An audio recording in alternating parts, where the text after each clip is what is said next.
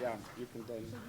Well, thank you, everybody, for being here. Thank you. I just want to thank everybody, starting, Richard Schaefer, the MGM, Steven Espinosa at Showtime, the media, all you guys, all my fans, all my supporters. We're back, and this, like I said, I keep telling you guys, the best is yet to come. This is only the beginning. It's early in the year, but I think we're off to a good start. Congratulate, Leo when he comes up here. I want to congratulate him too. Great victory. Carl Frampton put up a great fight. Benavides, great performance. Red Catch, all guys, we all come up here to give you guys a great show, give you guys, fights to enjoy. That's what we do as fighters, and it's our job, but it's really, the support from the fans that we do it for. In regards to my fight, I'm just very happy. I don't think I've been this happy any other occasion. This is my third world title, but the other two were, I don't know, for some reason it weren't maybe as meaningful, or I just didn't feel that, impact or anything. I won my first title and it was like not a big deal. I won my second title, it was like, again, okay, whatever, not a big deal. This time it just means more to me. And even before the fight, when we were still in the locker room, I told my guys, I'm more happier this time than ever. I'm more excited. Something's up. I don't know. And finally winning that, the way the fight ended, it was just unbelievable. I got the support from the fans, everybody. It was just wonderful. I got very emotional, and I'm also very glad that my opponent's okay. I heard he was recovered and he was cleared from the medical offices, and I'm very, thankful for that. But, he was obviously, he was a well-worthy champion. He came in here, very confident, dangerous. I stuck to my game plan, and, I had good results. I don't know what else to say except, I'm very, very happy. If anybody wants to obviously ask me some questions, I know we were already discussing some stuff earlier. Robert. Who's over here? Okay.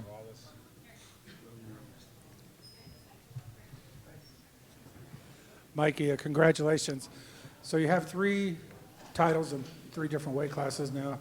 When I was at your camp the other day, Robert was telling me that you might be able to go as high as 147 and maybe win at 140 and 147.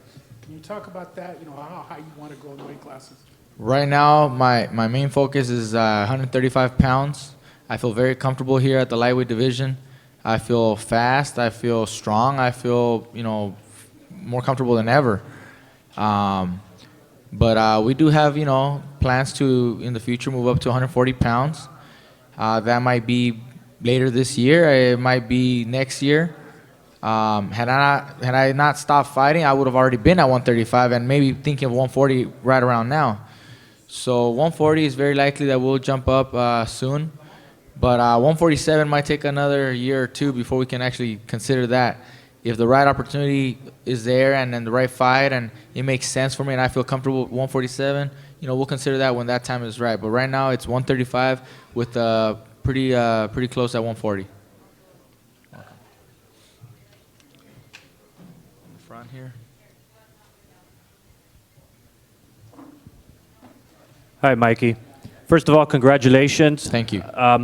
How comfortable were you in there? Right at the beginning, before the fight began, you looked like you were waving to some of us at the media section. Talk about that. I'm just, it's nothing new to me, kind of. It just seems kind of natural to me to just be up there and do what I got to do.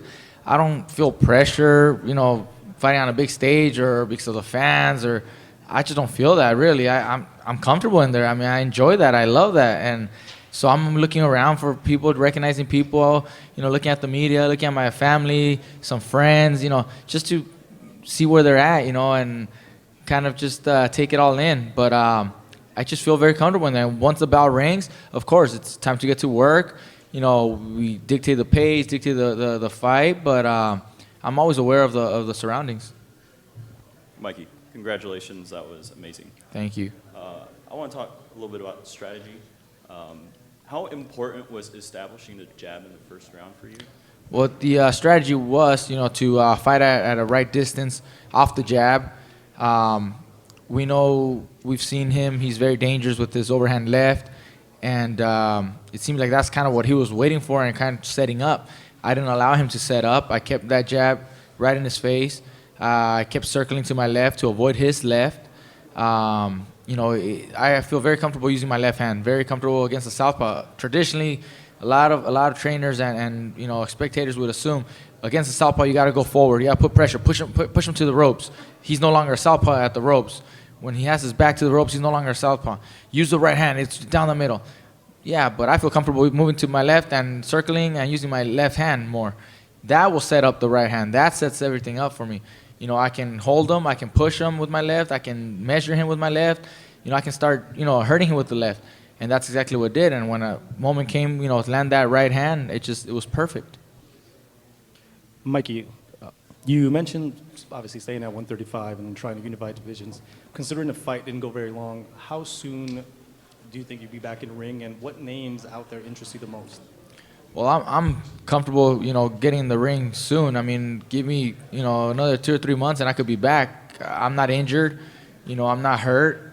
I didn't get cut at all. So, I could be back very, very soon. Regarding names, I'm willing to fight anybody right now at 135. I would love the opportunity, like I said, to unify titles, but I know the champions also have their schedules, their agendas, and some already have fights lined up for the next few months. So we would probably have to wait later, maybe a few more months, 6, 9 months before we can actually unify. But in the meantime, I don't want to be waiting. I want to be active. So if I can get back in the ring soon, I'd really, really appreciate that opportunity to get back and show everybody what I can do.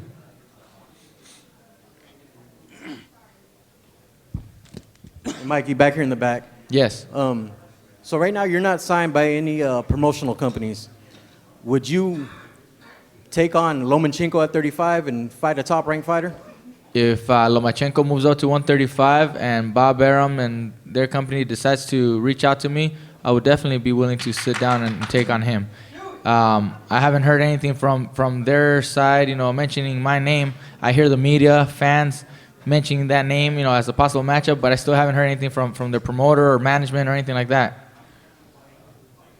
Mikey, you said winning the championship of the world was different this time. You felt it this time. Why is that? Is it because it was the WBC belt in comparison to the WO, or the layoff made you grateful? What is it? I don't know if it's just one thing. I think it's a combination of things. One, my dad, my brother had always wanted to have that WBC at home. Being involved, in boxing, there's other titles, but for some reason WBC always holds a special place in everyone's, list, and now I get to do that for them. The layoff also, layoff also kind of like sparked that fire and that passion for the sport again. Seeing all the fans out there supporting me, no one forgot about me during the 2.5 years that I was gone, and it showed tonight. It showed in my return fight in July, and it showed again today. I think it's a combination of everything. All these things put together just filled me up with more joy and more excitement than ever before. This time I won the title, and I feel like it was maybe like my first time winning the title. I really feel happy inside, unlike the first and second time that I won them. Like I said, those times it was like not a big deal to me. It was just like whatever. But this time I'm very, very happy. Anybody else here? No? All right. Well, thank you very much, guys. Robert as well. I mean, what a great job. What a great job from Robert as well. In December, he guided with a perfect game plan Abner Mares to a world title. Abner was right there. Right. And now he solved the Dejan puzzle, which so far before nobody else was able to. So a big hand of applause for Robert Garcia as well. Thank you, guys.